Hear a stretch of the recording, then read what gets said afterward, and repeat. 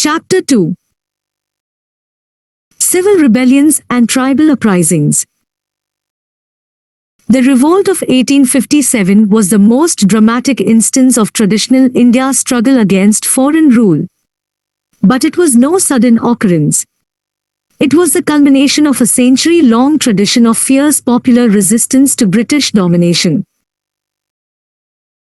The establishment of British power in India was a prolonged process of piecemeal conquest and consolidation and the colonialization of the economy and society.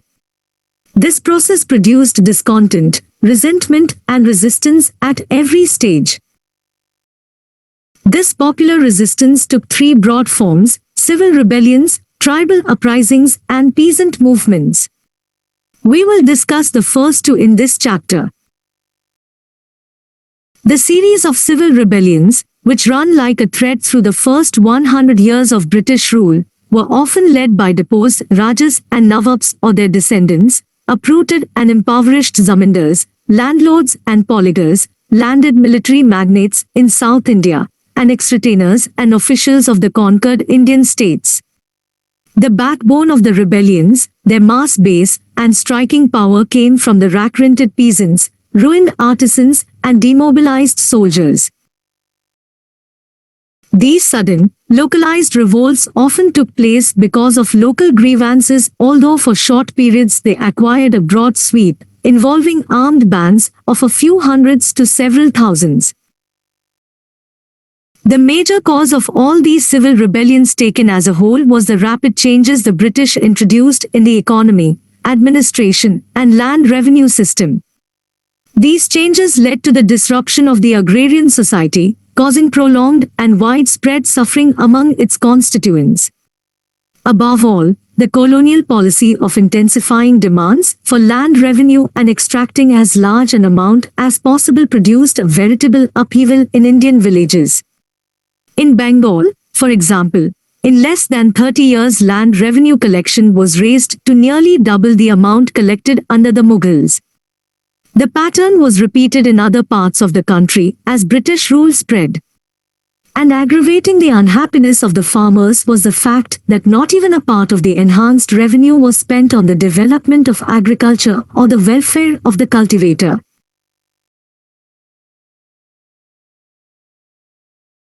Thousands of zamindars and poligars lost control over their land and its revenues either due to the extinction of their rights by the colonial state or by the forced sale of their rights over land because of their inability to meet the exorbitant land revenue demanded.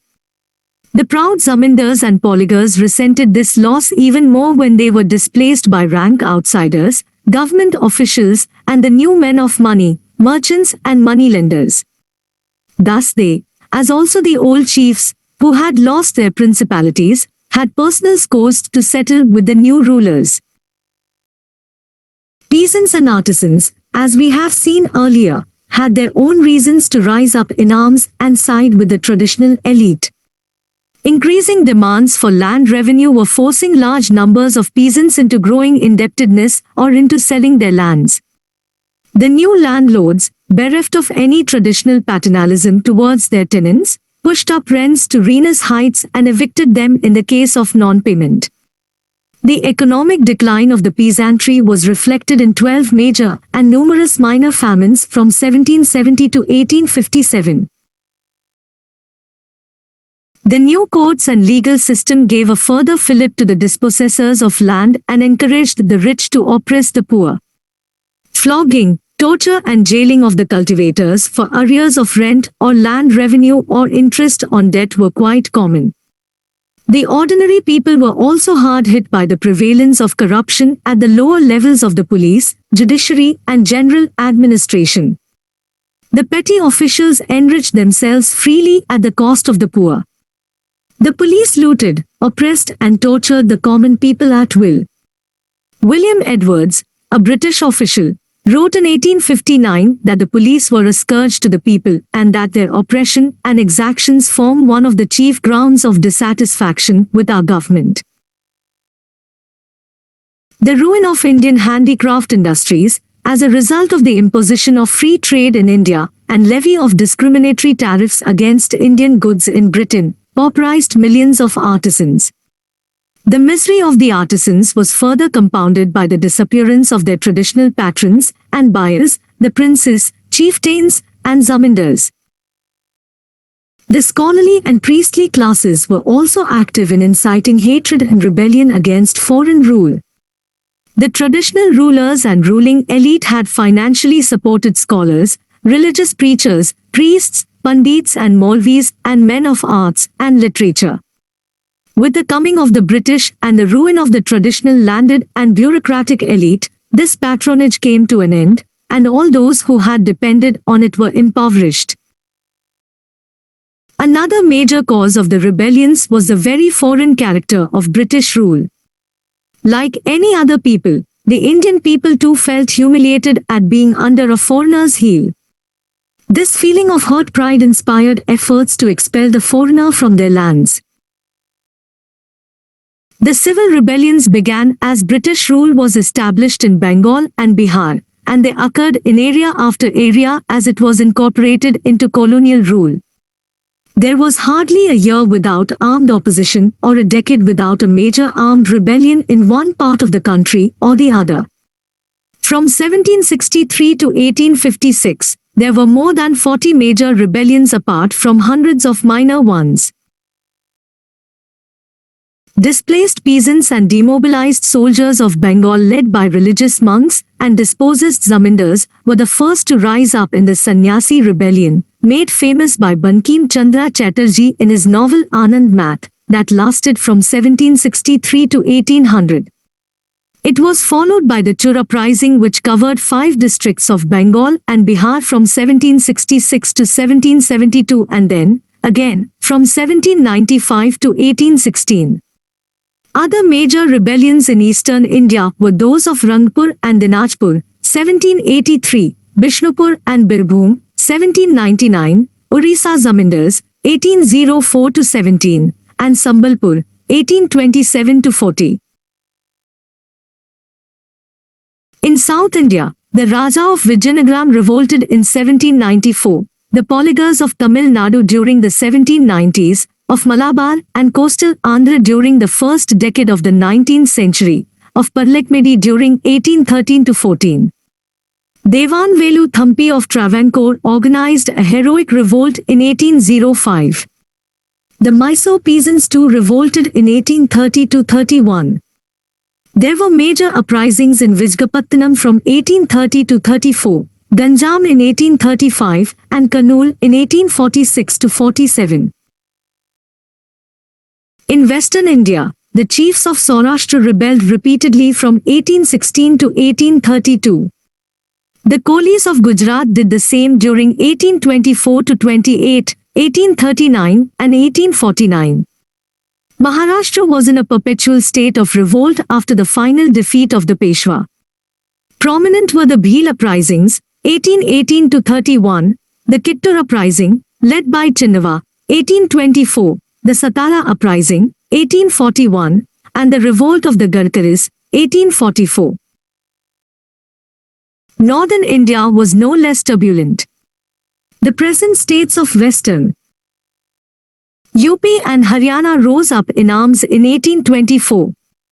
Other major rebellions were those of Bilaspur, 1805, the Talukdars of Aligarh, 1814 to 17, the Bundelas of Jabalpur, 1842, and Khandesh, 1852. The Second Punjab War in 1848 to 49 was also in the nature of a popular revolt by the people and the army.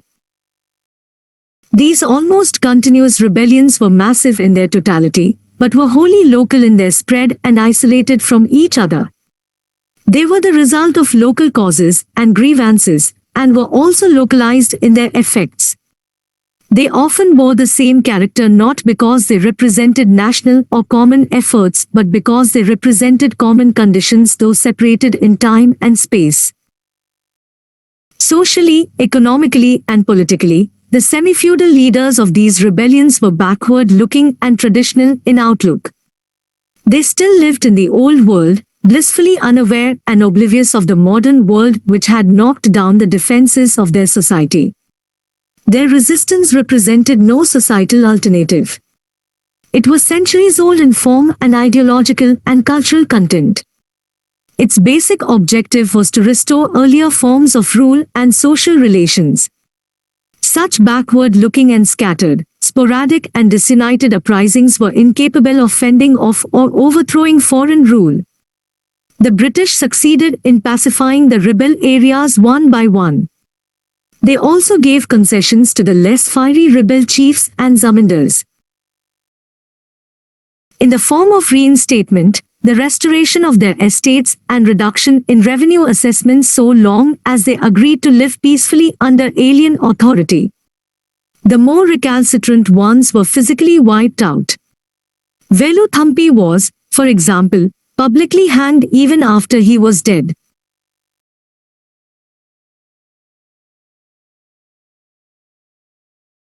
The suppression of the civil rebellions was a major reason why the revolt of 1857 did not spread to South India and most of Eastern and Western India. The historical significance of these civil uprisings lies in that they established strong and valuable local traditions of resistance to British rule. The Indian people were to draw inspiration from these traditions in the later nationalist struggle for freedom. The tribal people, spread over a large part of India, organized hundreds of militant outbreaks and insurrections during the 19th century.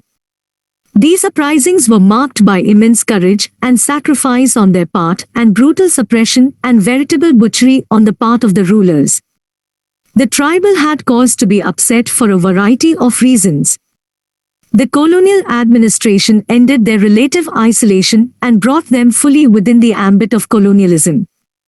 It recognized the tribal chiefs as zamindars and introduced a new system of land revenue and taxation of tribal products.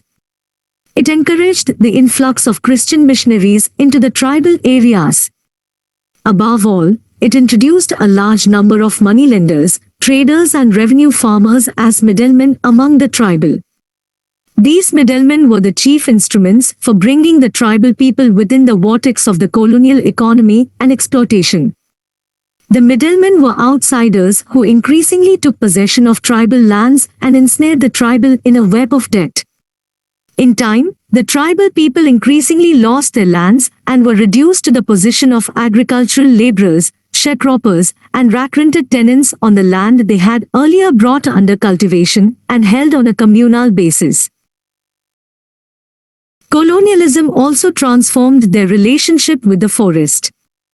They had depended on the forest for food, fuel, and cattle feed. They practiced shifting cultivation, june, podu, etc., taking recourse to fresh forest lands when their existing lands showed signs of exhaustion. The colonial government changed all this. It usurped the forest lands and placed restrictions on access to forest products, forest lands, and village common lands. It refused to let cultivation shift to new areas. Oppression and extortion by policemen and other petty officials further aggravated distress among the tribal. The revenue farmers and government agents also intensified and expanded the system of begar, making the tribal perform unpaid labor.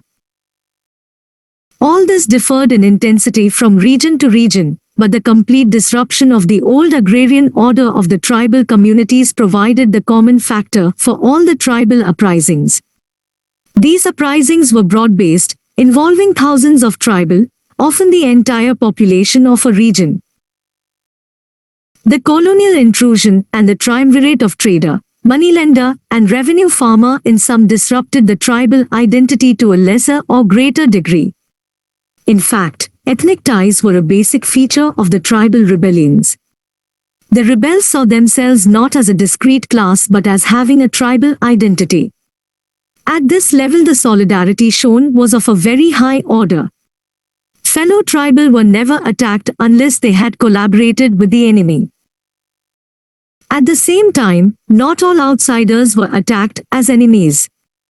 Often there was no violence against the non-tribal poor, who worked in tribal villages in supportive economic roles, or who had social relations with the tribal, such as telis, gwalas, lohas, carpenters, potters, weavers, washermen, barbers, drummers, and bonded laborers and domestic servants of the outsiders.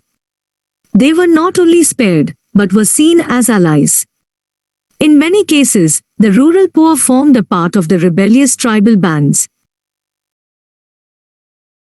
The rebellions normally began at the point where the tribal felt so oppressed that they felt they had no alternative but to fight. This often took the form of spontaneous attacks on outsiders, looting their property and expelling them from their villages. This led to clashes with the colonial authorities. When this happened, the tribal began to move towards armed resistance and elementary organization. Often, religious and charismatic leaders, messiahs, emerged at this stage and promised divine intervention and an end to their suffering at the hands of the outsiders, and asked their fellow tribal to rise and rebel against foreign authority. Most of these leaders claimed to derive their authority from God. They also often claimed that they possessed magical powers, for example, the power to make the enemy's bullets ineffective. Filled with hope and confidence, the tribal masses tended to follow these leaders to the very end. The warfare between the tribal rebels and the British armed forces was totally unequal. On one side were drilled regiments armed with the latest weapons, and on the other were men and women fighting in roving bands armed with primitive weapons such as stones, axes, spears and bows and arrows, believing in the magical powers of their commanders. The tribal died in lakhs in this unequal warfare. Among the numerous tribal revolts, the Santhal Hul or uprising was the most massive. The Santhals, who live in the area between Bhagalpur and Rajmahal, known as Damanaiko, rose in revolt, made a determined attempt to expel the outsiders, the Dikus, and proclaimed the complete annihilation of the alien regime.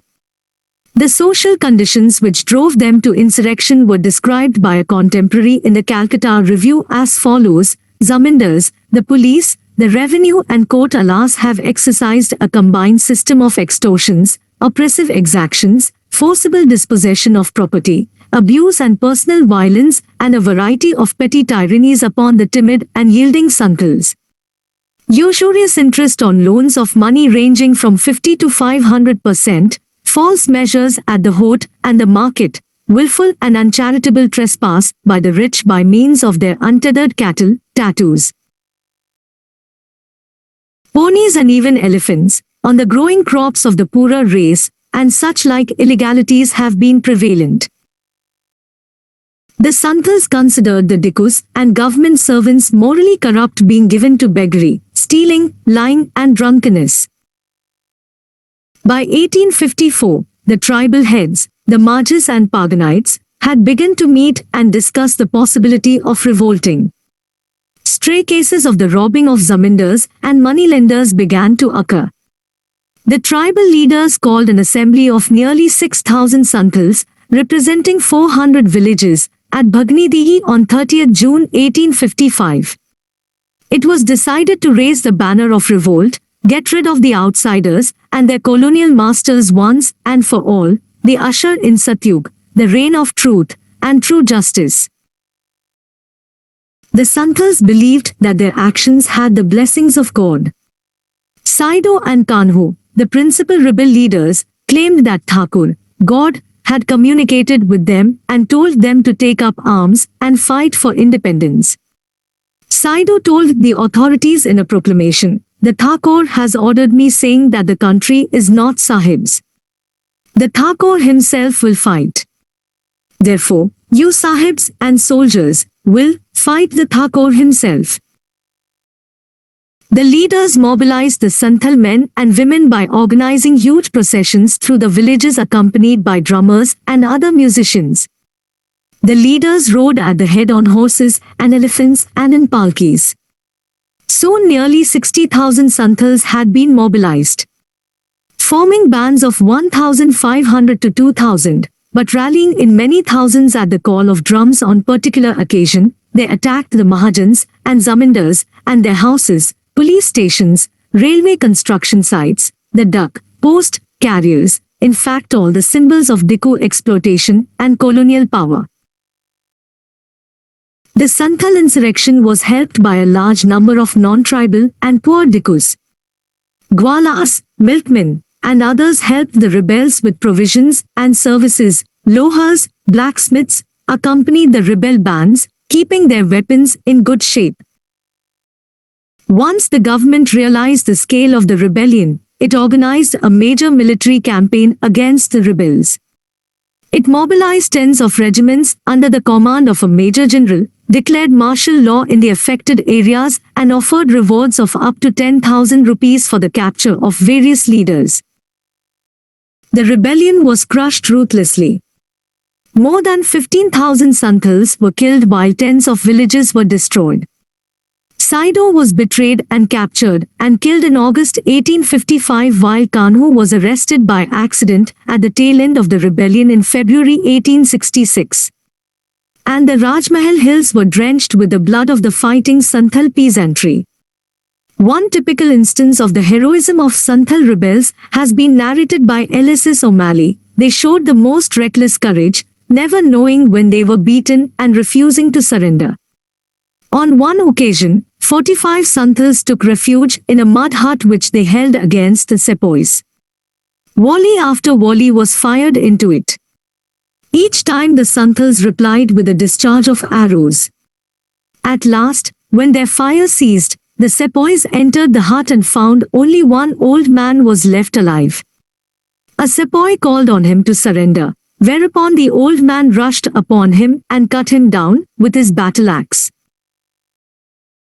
I shall describe briefly three other major tribal rebellions. The Kols of Chotanagpur rebelled from 1820 to 1837. Thousands of them were massacred before British authority could be reimposed. The hill tribesmen of Rampane coastal Andhra revolted in March 1879 against the depredations of the government-supported Mansabdar and the new restrictive forest regulations. The authorities had to mobilize regiments of infantry, a squadron of cavalry and 2 companies of sappers and miners before the rebels, numbering several thousands, could be defeated by the end of 1880. The rebellion, Ulgulan, of the Munda tribesmen, led by Birsa Munda, occurred during 1899 to 1900.